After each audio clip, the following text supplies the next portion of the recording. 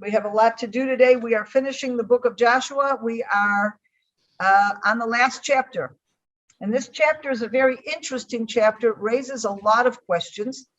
And I don't want to read through the whole chapter, but we're going to follow through the chapter. And I'll point out certain things and ask a lot of questions. And then I'm going to present two very different interpretations that each one answers a lot of the questions. One interpretation, I'll warn you, is way out there. And I think I'll present that one first. And then the second one is a little bit more traditional. Okay?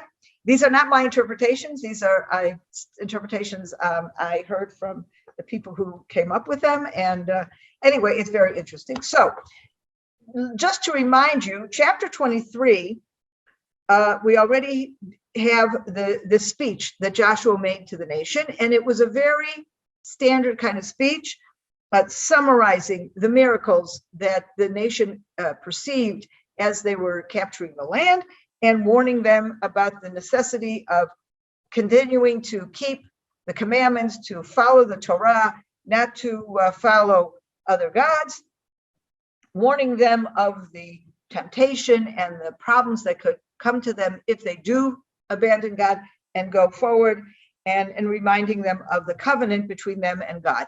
And it's a good speech. It's a very, let's say, the kind of speech we would expect Joshua to make before he dies, as he's concluding this whole enterprise that he has done in bringing the nation into the land. The problem is that in chapter 24, we have yet another speech of Joshua's. And so the question is, why a second speech? We were perfectly happy with the speech in chapter 23. What is it that the speech in chapter 24 gives us and the other one didn't? But beyond that, there's some very real questions that this chapter presents, okay? So first of all, we have at the beginning, Joshua gathers all the tribes of Israel to Shechem. Now that already is a very interesting place. We don't know about we learned about the tabernacle, which is sitting in Shiloh. And we know that that was a previous gathering space for the tribes, and from which, Joshua spoke to them earlier and gave them the direction of how to conquer the land. In chapter 23, it doesn't mention a particular place where he gathers them, but in chapter 24, they're suddenly in Shechem. Again, that's a question. It calls to the elders of Israel, to their heads, to their judges, to their police, their officers, and they all come and stand before God. Okay. And then Joshua, and here it's very interesting. The first chapter, the first verse, he talks about calling the elders of Israel, the leaders, and etc. And then in verse 2, it says, and then Joshua said to all the people. Now, the word here in Hebrew is ha'am, all the people, or the nation. Okay. And this is an unusual word. We have not seen that word beforehand. If you look in Joshua, whenever he's talking to everybody, he usually says he's talking to Israel, or he's talking to the children of Israel, or he's talking to the tribes of Israel.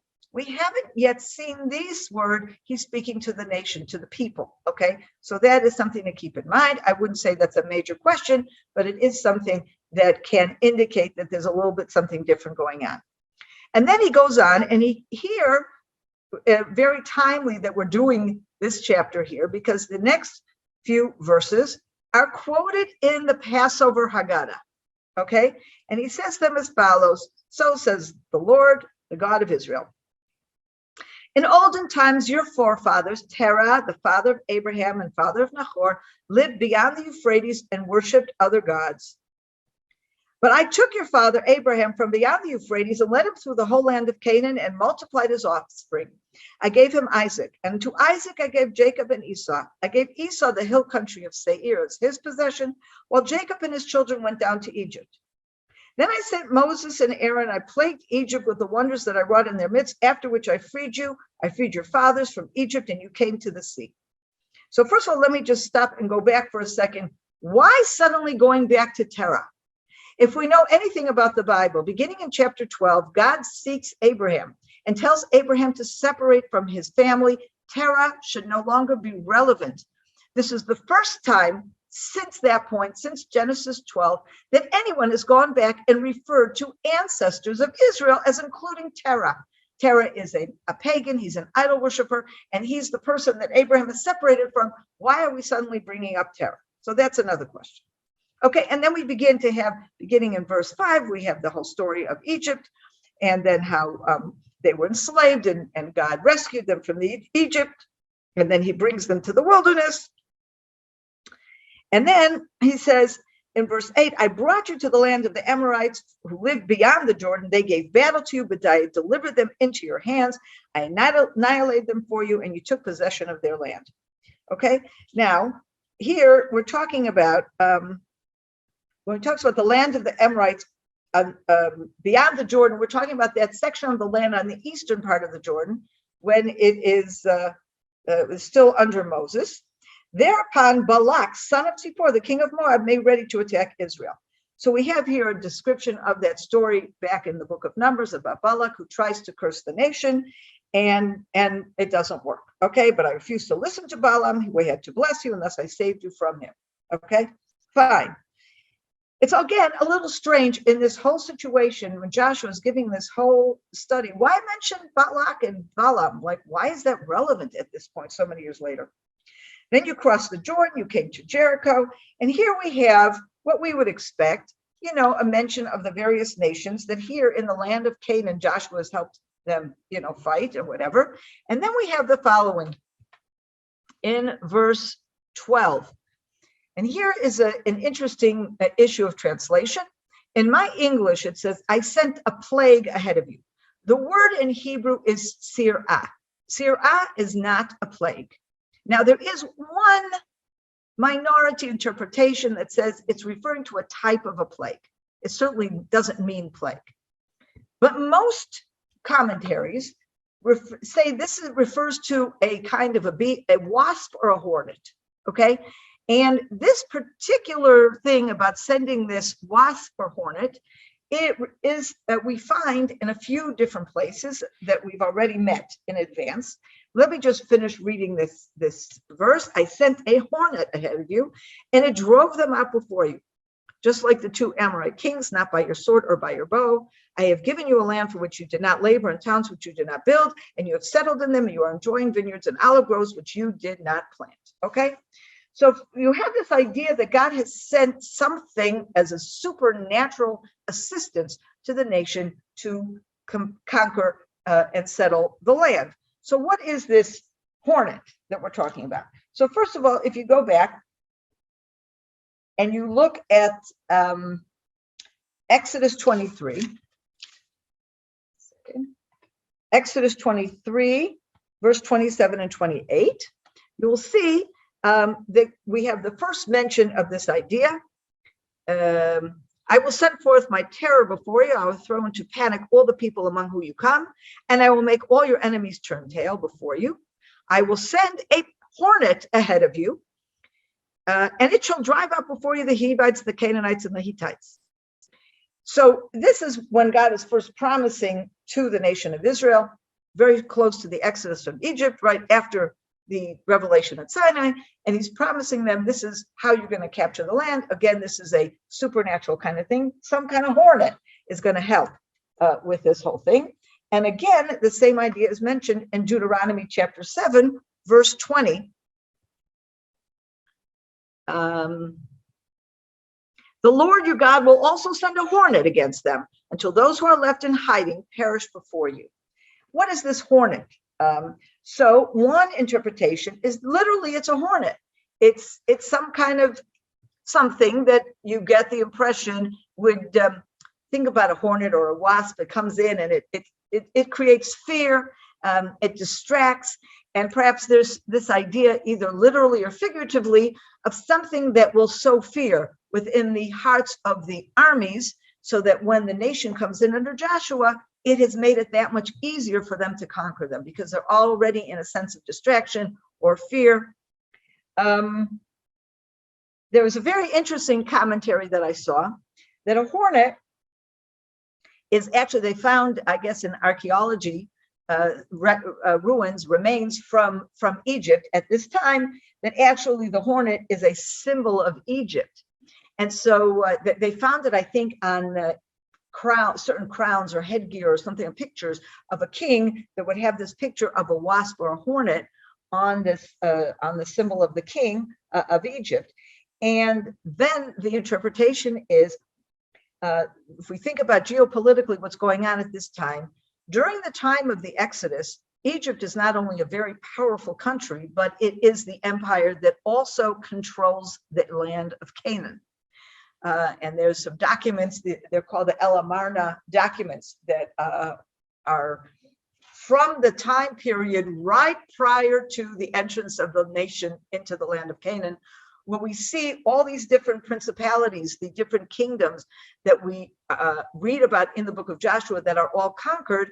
They're these little city-states, kings of small areas, that these are the people that we've encountered, that they're writing letters back and forth to Egypt at that time, where it's called a vassal state relationship, where the empire is Egypt, and each of these kings have a level of autonomy, but ultimately they owe a certain degree of allegiance as well as tax money to Egypt as the overriding controlling empire. So this is a situation just before we came into Canaan. So the interpretation is saying that through this arrangement, Egypt has already significantly weakened the kings of Canaan, so that there's a certain preparations. God has said, I've already sent the wasp before you. I have sent Egypt before you to create a certain level of desolation or dependence or lack of strength in the Canaanites, which then makes it easier for the nation to conquer. So that's just an interesting comment, I think, about what that means. Okay, now we're on verse 14. Now therefore revere the Lord and serve him with undivided loyalty. Remove the gods that your forefathers served beyond the Euphrates and in Egypt, and serve the Lord.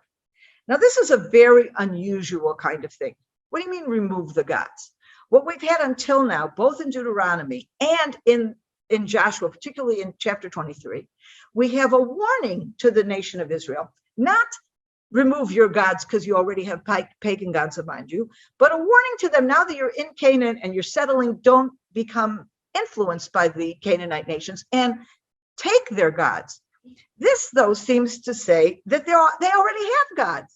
What do you mean they have pagan gods? What do you mean to remove them? Now, this reminds us of a similar kind of, almost the same language, by the way, in Genesis.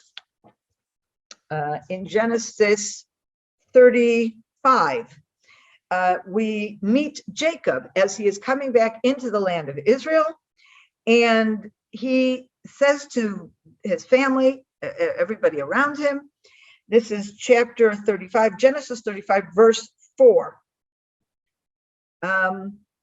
They gave to Jacob, wait, no, I start before that. No, verse 2. So Jacob said to his household and to all who were with him, rid yourselves of the alien gods in your midst, purify yourselves and change your clothes. And then we learn afterwards in verse 4 that that's what they do. Now, what does this mean? Get rid of these alien gods. Again, you think of Jacob. He certainly was not worshiping gods. He married these two women, Rachel and Leah. They were clearly God-fearing women. They're not worshiping idols. Who has idols in his midst? Well, a clue may be where he says he said to his household and all who were with him. It could be this is referring to servants and all kinds of others that kind of attach themselves to him, and he has to get rid of them, get rid of the idols. But I will also remind you, and this becomes very significant, this chapter 35 comes right after the destruction of the city of Shechem, okay? And this destruction of the city of Shechem, of course, is a result of this fellow Shechem, that's also his name. He's the prince of that city, and he abducts Dinah, the daughter of Jacob, rapes her, and then comes to Jacob and says, I like her, I want to marry her. And then the sons, Simeon and Levi, enter into a subterfuge where they say to Shechem and his father Hamor, not a problem. We're happy to intermarry, all of us, very nice. But in order to do that, you have to circumcise yourself.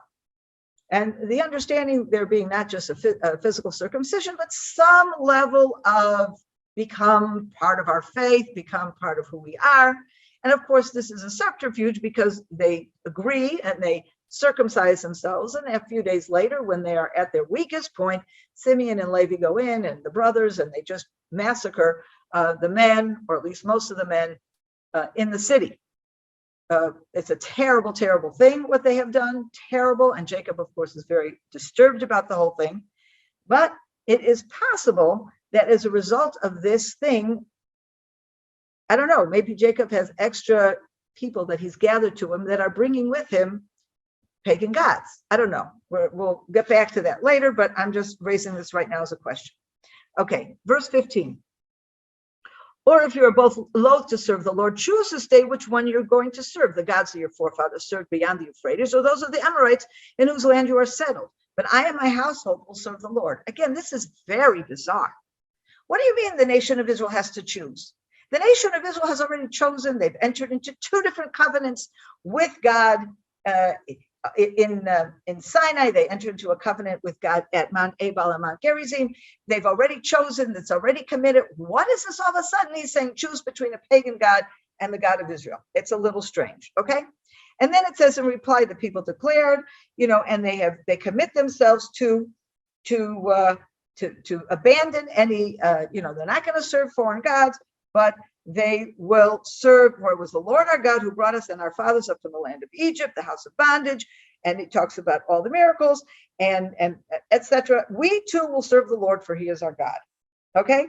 And then Joshua then repeats again. He said, you will not be able to serve the Lord, for he is a holy God. He is a jealous God. He will not forgive your transactions. If you forsake the Lord and serve alien gods, he will turn and deal harshly for them. So again, they repeat, no. We know what we're doing. We're serving the Lord. We're not serving any alien gods. And then again, Joshua says to them, then put away the alien gods that you have among you, direct your hearts to the Lord your God. And the people declared to Joshua, we will serve none but the Lord our God, and we will obey none by him. Okay. And then we have here a covenant. On that day at Shechem, I'm in verse 25. On that day at Shechem, Joshua made a covenant for the people, and he made a fixed rule for them. Joshua recorded all this in a book of divine instruction. He took a great stone and set it up at the front of the oak in the sacred precinct, or actually it says in the temple. In Hebrew, it's mikdash, in the temple of the Lord, or in the sacred space. However you want to, it's usually defined as temple, but maybe it's a little broader than that. But what kind of an oak? First of all, under an oak, it sounds, an oak where there's a sacred space, it sounds like the description of a pagan temple, if you think about it. A pagan temple, an oak would have been one of the symbols of worship in pagan, an elah, this kind of oak or whatever is referred to many times as one of the symbols of worship, for pagan worship for the Canaanites. What kind of temple for the Lord is there with an oak? We don't know of any temple in Shechem. We've never heard about that. We know of a temple or a tabernacle in Shiloh. What is this all of a sudden? Okay. And anyway, they set the stone. See, this very stone shall be a witness against us, for it heard all the words that the Lord spoke to us, and etc. And that's the end of the story. And then everybody disperses. Okay. And the end of this is really just about the end. We'll deal with that in a minute. Okay. So as you can see, there's some troubling questions that we have raised here. What is this covenant? Why Shechem? When exactly does this speech take place? Why a double speech? Why are some of these issues in this speech so odd, that we have not seen before? What kind of pagan gods will these people have in their midst already that they would have to get rid of them? Okay, so now I'm going to present you with the more unusual interpretation. This is an interpretation that was given by a rabbi named Yoel Ben-Nun, who is a very well-known Bible scholar here in Israel. And he says as follows. He says Shechem is not like the rest of Israel or the rest of Canaan. He says, if you look in we did this chapter in chapter 12. Okay, remember Joshua 12, we have that whole list of kings that were conquered. Shechem is not there. There is not a single mention anywhere in the book of Joshua of the capture and conquest of Shechem. Now, Shechem is not just a little town. or a village somewhere. It is a major city. It has been since the time of Abraham, and it continues to be to this time. And later, we meet Shechem beyond as well. And we meet Shechem in the book of Judges. We meet Shechem in the book of Kings. It remains a big city. How is it that the conquest of Shechem is not mentioned? Okay. So what he does with this interesting, very interesting description, it goes back to a number of references that we have in other places in the Bible. First of all, in Genesis 34, we have the whole story that I just mentioned to you about this uneasy alliance that takes place between the children of Jacob and the people of Shechem, where they go through some sort of circumcision, maybe even some sort of conversion ceremony, only to be betrayed afterwards, and many of them murdered. Okay. The theory is that at that point in time, number one, maybe not, it says all the males were murdered, but it's very common in the Bible to have a certain exaggeration when you're talking about things like battles. The numbers are often inflated. Everybody was killed. You know, it's not always that precise. It's more there to create an impression. It's very possible that the remaining, maybe the whole family of Shechem was killed. All the important people were killed. But this idea is saying there would have been people left in Shechem, and maybe some of them actually connected with the children of Israel. Maybe they adopted the faith in seriousness or semi-seriousness. And again, we see Jacob right after this telling his family, get rid of your idols. Who are these people? This could very well indicate there were already some hangers-on from the city of Shechem that connect themselves to Jacob in this way. And these are the people who have to rid themselves of their idols. The theory therefore goes that in the city of Shechem, from the time of Jacob and until this time of Joshua, there remains people who have a sense of kinship, a sense of alliance with the nation of Israel, and therefore they don't have to be conquered because they are very happy to ally themselves with Israel. And it's very possible they've already believed to some degree in the God of Israel, but maybe they have some kind of, we found this, some kind of joint belief. Yeah, we believe in the God of Israel and we'll pray to them, but maybe we still have our pagan gods because we want to cover our bases, and it's a city with a different status, okay, a different type of people. And another indication of this very unusual situation is a verse in the book of Chronicles that I'm sure you will agree is extremely difficult to understand. First book of Chronicles, chapter 7, verse 20. And this is part, of course, you know how the book of Chronicles is. It goes through all these genealogies. And this one is talking about Ephraim, the son of Joseph. Okay, this is going way back. What does it say here? The sons of Ephraim, Shutelach, his son Bered, his son Tachat, his son El-Adah, his son Tachat. Two Tachats. I don't know. Two sons have the same name, whatever. His son Zavad, his son Shutelach, his son Ezer, and Elad. Okay, list of people who are the sons of Ephraim. Now listen to this little mini story.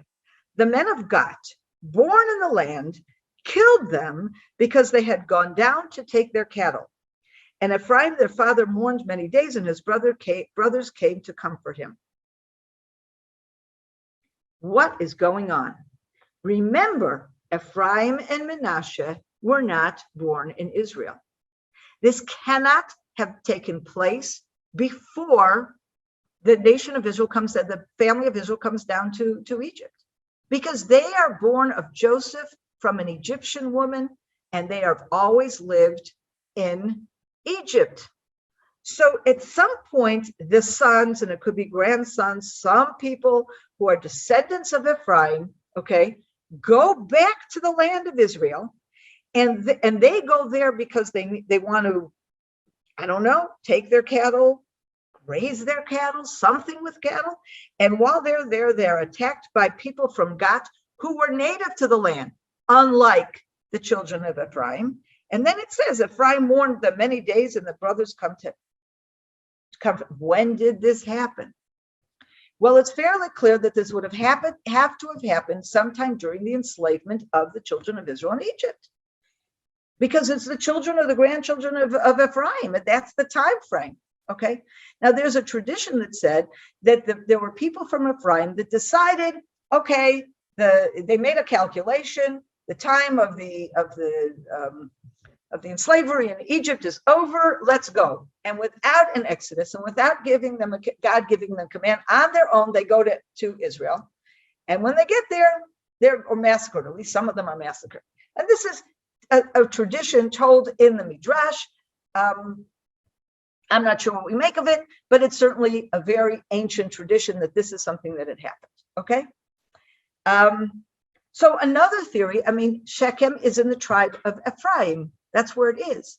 So there's another theory that says there was some remnant from the children of Ephraim that came out of Egypt, that survived, that stayed in Ephraim and just stayed there until the rest of the nation came out and met them in Shechem.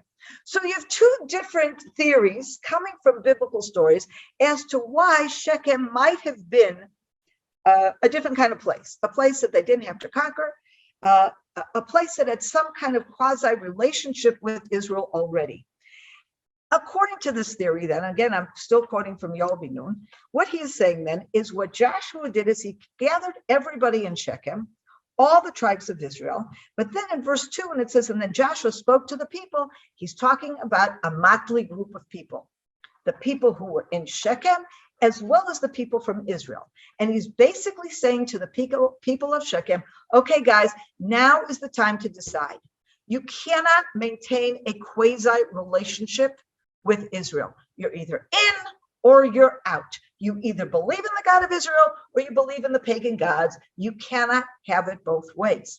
And what happens in this story, of course, is that they decide, no, we're with Israel. Now, again, this is a bit of an odd kind of interpretation.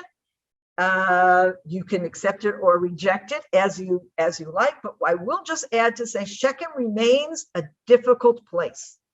Those of you who continue with us studying in Joshua, when we talk about Gideon, Gideon has a concubine from Shechem who is clearly not an Israelite, and their child is Elimelech, who is Avimelech, who is a very problematic character. He kills all his brothers. He takes over from Gideon, and he is as opposite from Gideon as night and day. He is a very problematic character, and he is very connected to his mother's family in Shechem. Later on, when the splitting of the kingdom happens and Jeroboam comes and announces, new kingdom, etc., where does that split take place? In Shechem.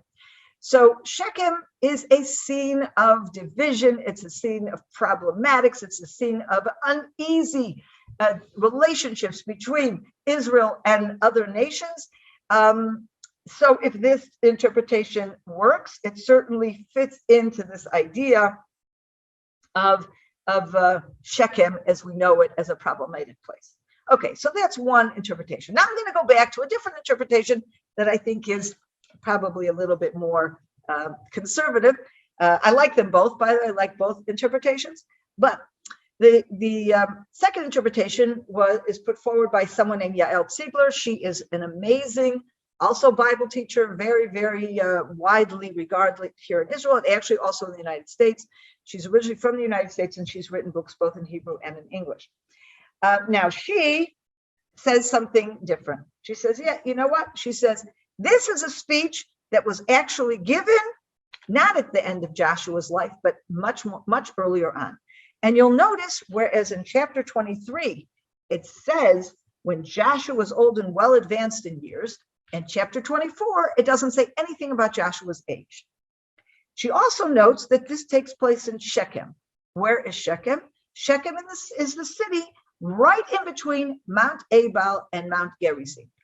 And so she says what basically has happened, if you go back to Joshua chapter 8, what we studied about the covenant that took place at Mount Ebal and Mount Gerizim, exactly as Moses commanded the nation in Deuteronomy 11. Here it takes place, and we learn about the building of the altar on Mount Ebal, and then the subsequent the subsequent covenant that's entered into there between the nation of Israel. And so what she's saying is this entire speech really happened there.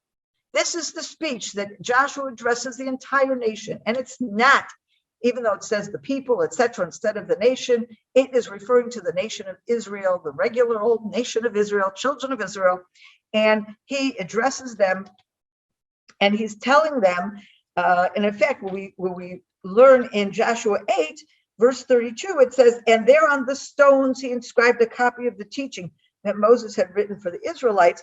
And that finds its echo here in our chapter, where Joshua says, in verse 25, on that day at Shechem, Joshua made a covenant for the people. So this would not be a different covenant, but the same covenant. And Joshua recorded all this in a book of divine instruction. He took a great stone and set it up at the foot of the oak in the sacred precinct of the Lord. In other words, in both places, we have this inscription on a stone or on stones. What is this holy place then that Joshua is referring to, this temple or whatever? Now, there is an altar that is built at Mount Ebal. Okay, so it could be it's referring to the fact that this is an altar. It's a sacred place, not a temple, but the location of an altar, which could also be, seen as a sacred place. And in fact, that altar was actually found. It is now on Mount Ebal. An archaeologist in Israel who has since passed away, his name is Adam Zartal, discovered that original altar. So that would be her interpretation. When she talks about referring to Terach, why going back to Terach? Why are we talking about removing your idols? And here, it's just very possible that maybe not necessarily physically that they have idols, but it's just a more extreme way of saying what Joshua has been saying before, don't be influenced. So it's like remove from you any even desire to have an idol, or maybe you've already picked one up along the way, throw it away. If they've picked up any booty or any loot along the way and something was an idol, maybe they like the gold of it, get rid of it. That could be what the interpretation is. And that's how she sees this. Now, it's definitely a more traditional approach. The only question, of course, that remains is if indeed this speech was delivered in chapter 8, why is it the final speech of the book of Joshua? And here she gives what I think is an excellent answer. And this is something that I know in the past when I've said something about moving things around, someone interpreted me as saying, oh, that, this is kind of like, Bible criticism, that somebody came along and mixed things around. Absolutely not. What I'm referring to is a decision in prophecy, a God-driven decision. And when this book was written, by Joshua, that there was this prophetic decision to put it here for its educational value. Yes, of course, it took place then. Why is it here? Because this is a lead-in to the book of Judges. The book of Judges, as we will see, is a tremendous decline, deterioration. We see the nation of Israel that doesn't have effective leadership, that is immersed in the ways of the Canaanites, that is immersed in idol worship, and so many other things that go on. And so by putting this here, it's kind of saying to the nation, or in a very strong and powerful way, this is the covenant you signed up for. You agreed not to worship idols, but to stick with the Lord your God. And it kind of presents you there as this tremendous contrast with what was actually done as soon as we go into the book of Judges, which is, of course, the next chapter in this history. So those are the two explanations. Do with it what you like. I think they raise, in any case, excellent questions, and I hope you appreciate that. We'll just finish the end of the book now. Basically sums it up. Joshua died at the age of 110. They buried him in a place called Timnath Serach, which is in the mountain of Ephraim.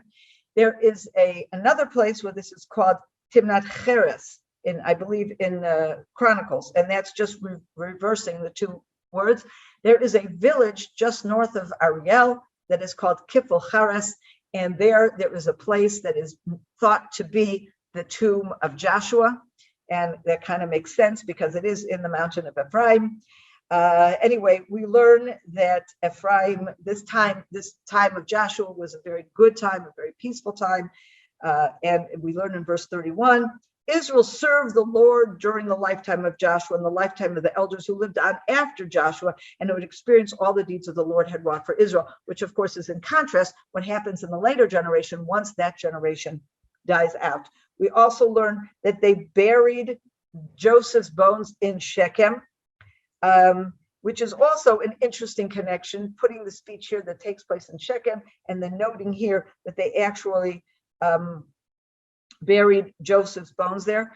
And this is kind of a coming full circle. We learn at the end of the Exodus, just before they leave Egypt, Moses brings up the bones of Joseph and takes them with him. And here that comes full circle. So in a way, this verse kind of represents the conclusion of everything that began with the Exodus, and now a final conclusion with the burial of the bones, kind of saying, okay, everything is settled.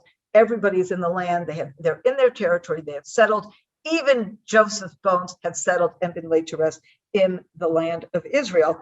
And then the last verse is also about Eleazar, who was Aaron's heir. He was the next high priest. He also dies, and he is buried also in the mountain of Ephraim. And that's the end of the book. It's a wonderful book. I think there are some issues that take place in the book, but for the most part, Joshua refers to a time that was as close to ideal as you can get. Very little sin, great miracles, great accomplishments. They come into the land, they conquer it, they settle it. In these last chapters, there is a hint that we have a danger, we have a risk of leaving God, we have a risk of pagan worship. But the way Joshua ends, it is merely a threat for the future, not something that we have seen at all in the book of Joshua. We have finished Joshua, and we will meet to do Judges, but not until after Passover.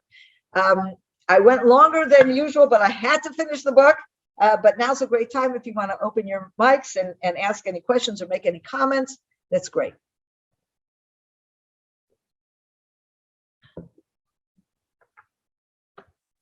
Is it possible to summarize just briefly the two views? The first view says that this talk was given in Shechem, primarily addressed to people who lived in Shechem that were not part of Israel, but through various circumstances had some sort of alliance with Israel. And Joshua is now saying to them, okay, guys, we have now conquered the land. We are here, but you can't continue to sit on the fence. You decide, are you going to be Canaanites or are you going to be part of Israel?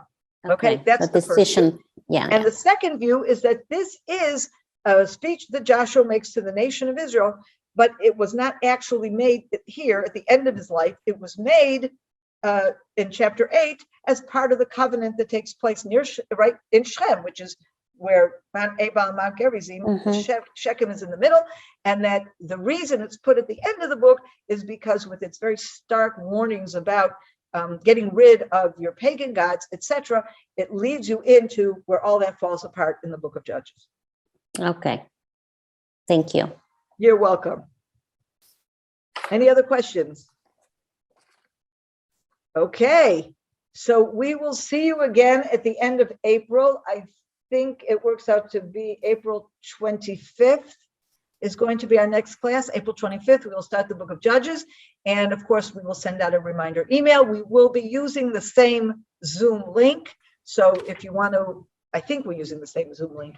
Yes, actually, definitely. I don't know. Yeah, we'll use the same link. Absolutely.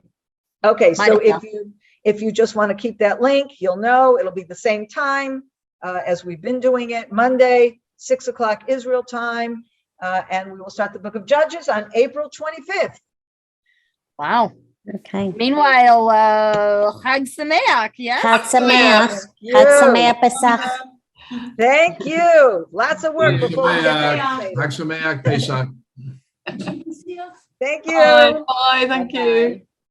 I hope you enjoyed that video, and we'd like to be sure you're getting all of our video content. So just click on the subscribe button below as well as on the notification bell, and that way you will have easy access to all our material. We look forward to staying in touch with you. God bless you and have a wonderful day.